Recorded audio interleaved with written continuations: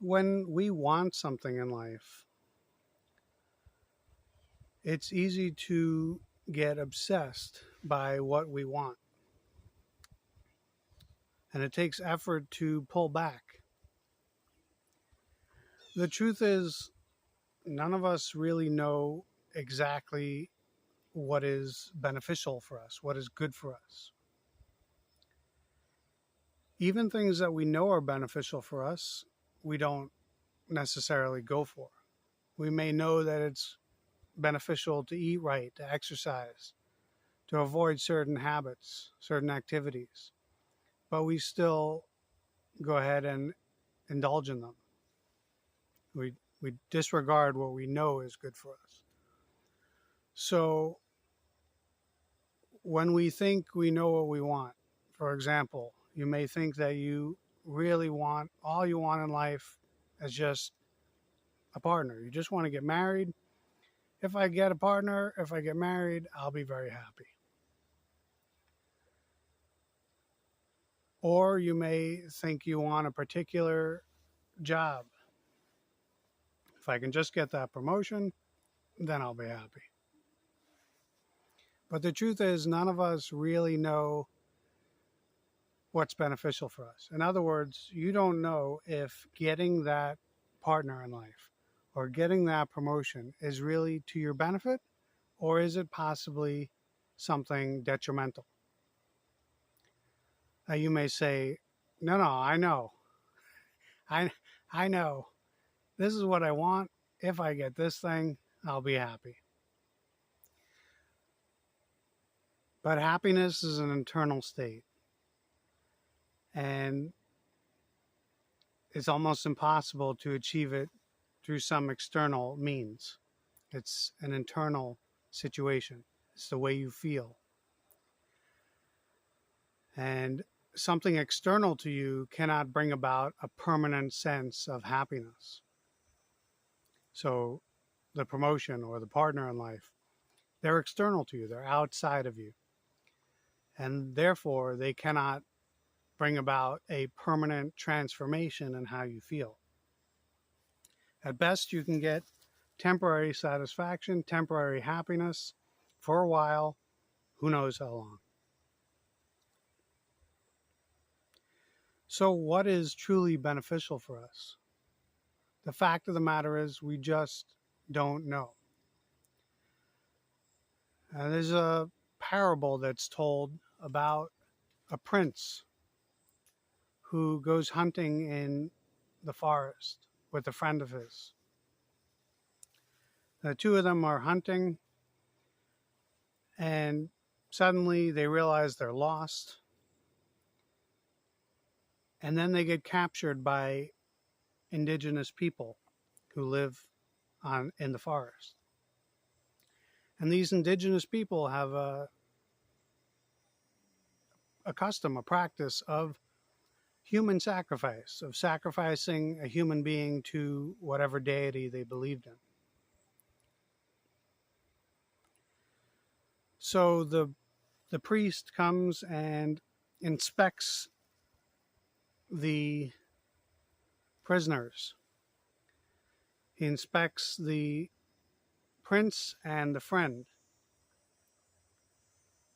And he finds that the prince is missing one of his toes. And he therefore rejects the prince as a sacrifice and he frees him. Now, how did the prince lose his toe? Well, you'd have to go back in time a few years earlier when he was hunting several years ago. And during the hunt, his toe was severed. A lion bit it off, whatever the story was. And he lost his toe. Now, when he lost his toe, he thought this was the worst thing that could possibly happen to him. But fast forward a few years, when he's captured by the indigenous people, he realizes that his missing toe actually saved his life. So what he thought was detrimental to him, losing a limb, was actually beneficial. And this parable just illustrates that whatever happens in your life, even if it feels like it's detrimental to you, it's bad for you. You lose your job, your relationship breaks up, or whatever it may be.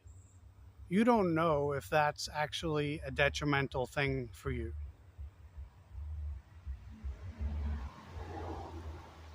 It could very well be that the loss that you suffer today is actually for your benefit. And I'm not saying that there's some big man in the sky planning out your life. I'm just saying that whatever door just got slammed in your face could be beneficial to you. It could be a good thing that you got the door slammed in your face, because the next door that opens up will be so much better for you. I'm not saying that it will be for sure, but the point is how we feel about an event, how we feel about a loss, can sometimes be incorrect. We don't know if the feeling that this is bad for me, my life is over, we don't know if that's actually the correct feeling, the truth. We don't know if that's actually the truth. It may actually be a benefit to you. In my life, when I was 16, I really, really wanted to get my driver's license. And I took the road test, failed it, took it again, failed it, took it a third time, failed it. And on the fourth time, after practicing in between each test, I decided I'm just going to do my best, and whatever the examiner thinks is fine. If they want to fail me again, that's fine.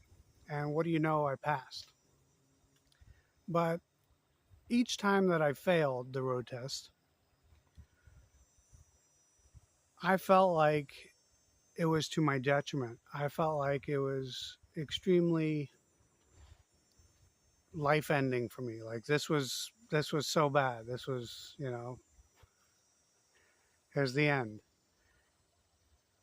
But in fact, years later, looking back, I have a successful driving school, driving instruction company. And part of that was built on this interest that was built up each time I failed. Each time I did not pass the road test, I became more curious about what's going on here. What is it that they're really looking for? What do the regulators need to see in order to say, okay, this person knows how to follow the rules and knows how to drive safely? So each of those failures, which at the time felt like the worst thing that could happen to me, ended up being a stepping stone to building a successful company. So in your life, when you face events that seem to be bad for you, that seem to be the worst thing that could possibly happen, take a step back and consider the possibility that maybe what happened is actually beneficial. Maybe it'll actually turn out to be good for you.